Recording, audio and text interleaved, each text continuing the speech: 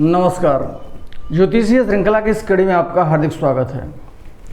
विभिन्न लग्नों की कुंडली के विश्लेषण से संबंधित कुछ महत्वपूर्ण सूत्रों का हम अभी अध्ययन कर रहे हैं और इस क्रम में अब हम कुंभ लग्न की कुंडली के विश्लेषण से संबंधित कुछ महत्वपूर्ण ज्योतिषीय सूत्रों के बारे में जानते हैं कि वे हमें किस प्रकार से कुंभ लग्न की कुंडली के विश्लेषण में सहायक सिद्ध होते हैं। यदि कुंभ लग्न हो तो केवल नवमेश और दशमेश अर्थात मंगल और शुक्र के संबंध से कोई योग नहीं होता है, अर्थात केवल मंगल और शुक्र का संबंध राजयोग कारक नहीं होता है।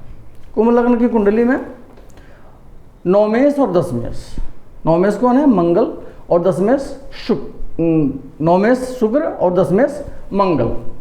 तो केवल मंगल और शुक्र के संयोग से या संबंध बनने से योग नहीं होता है। अब देखिए, हम पहले से जानते हैं कि यदि कोई ग्रह केंद्रेश और त्रिकोणेश दोनों हो तो वह कुंडली में योग कारक होता है।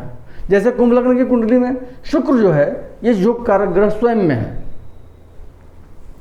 चतुर्थेश और नवमेश होने के कारण, और उसके साथ दशमेश का संयोग भी बन रहा है तो उत्तम स्थिति होनी चाहिए। लेकिन पहले ये कहा जा चुका है कि ज्योतिष के जो सूत्र होते हैं वो तर्क गम्य नहीं है। सूत्र हैं तो हैं, वे अनुभव पर आधारित सूत्र निर्धारित किए गए हैं। इसलिए कहा गया है कि केवल मंगल और शुक्र का संबंध बनने से कुंभ लग्न की कुंडली में कोई योग नहीं बनता है। अगला सूत्र है, कुंभ लग्न की कुंडली में यदि शुक्र 12वें भाव में बैठा हो तो योग देने वाला नहीं होता है। कुंभ लग्न की कुंडली हो और शुक्र योग कारक ग्रह होते हुए भी यदि 12वें भाव में बैठा हो, जबकि 12वें भाव में शुक्र को प्रशस्त माना जाता है, उसके बावजूद ऐसा शुक्र योग देने वाला नहीं होता है। अगला सूत्र है, कुंभ लग्न की कुंडली में यदि सूर्य और शुक्र लग्न में स्थित हो तथा राहु दशमस्थ हो तो राहु और बृहस्पति की दशा में योग होता है। यदि सूर्य और शुक्र लग्न में स्थित हो कुंभ लग्न की कुंडली में और राहु दशम भाव में स्थित हो तो वैसी स्थिति में राहु और बृहस्पति की परस्पर दशा अंतर्दशा योग कारक होती है।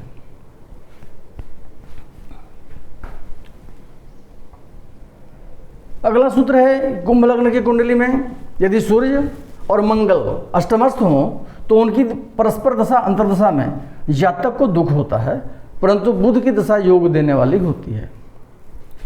कुंभ लग्न की कुंडली में सूर्य और मंगल दोनों अष्टम भाव में स्थित हों कन्या राशि में, तो जब इनकी परस्पर दशा अंतर्दशा आती है, सूर्य में मंगल की या मंगल में सूर्य की, तो जातक को दुख पहुँचता है, दुख होता है। परंतु जब बुध की दशा आती है तो ऐसी स्थिति में वह योग देने वाली होती है। अगला सूत्र है, कुंभ लग्न की कुंडली में यदि बृहस्पति लग्न में स्थित हो और शनि द्वितीयस्थ हो तो बृहस्पति की दशा में मिश्र फल होता है, अर्थात कभी अच्छा तो कभी खराब, परंतु शनि की दशा योग देने वाली होती है। कुंभ लग्न की कुंडली हो और बृहस्पति लग्न में स्थित हो और शनि द्वितीय भाव में मीन राशि में स्थित हो तो वैसी स्थिति में बृहस्पति की दशा मिश्र फल देने वाली होती है, अर्थात मिला जुला फल प्रदान करती है। कभी अच्छा फल प्रदान करती है, कभी बुरा फल प्रदान करती है। लेकिन इसमें कहा जा रहा है कि ऐसी स्थिति बनती है कुंडली में तो शनि की दशा योग देने वाली होती है, अर्थात शनि की दशा जब आती है तो जातक के लिए शुभ होता है, वह शुभ फल प्रदान करने वाली दशा होती है।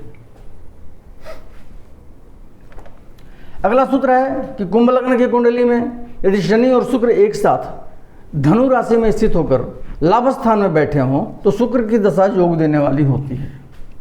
कुंभ लग्न की कुंडली हो और शनि और शुक्र दोनों धनु राशि में स्थित होकर के लाभ स्थान में अर्थात एकादश भाव में बैठे हों तो वैसी स्थिति में क्या कहा जा रहा है कि शुक्र की दशा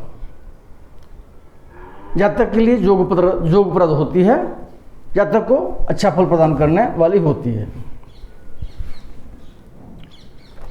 अगला सूत्र है कुंभ लग्न की कुंडली में यदि सूर्य बुध बृहस्पति एक साथ तृतीय भाव में बैठे हों तो सूर्य की दशा जातक के लिए शुभ राजयोग कारक होती है।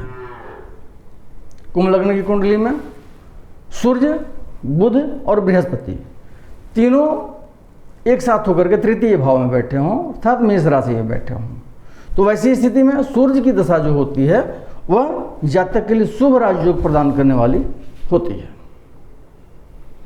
अगले वीडियो में हम मीन लग्न की कुंडली के विश्लेषण से संबंधित कुछ महत्वपूर्ण ज्योतिषीय सूत्रों का अध्ययन करेंगे। नमस्कार।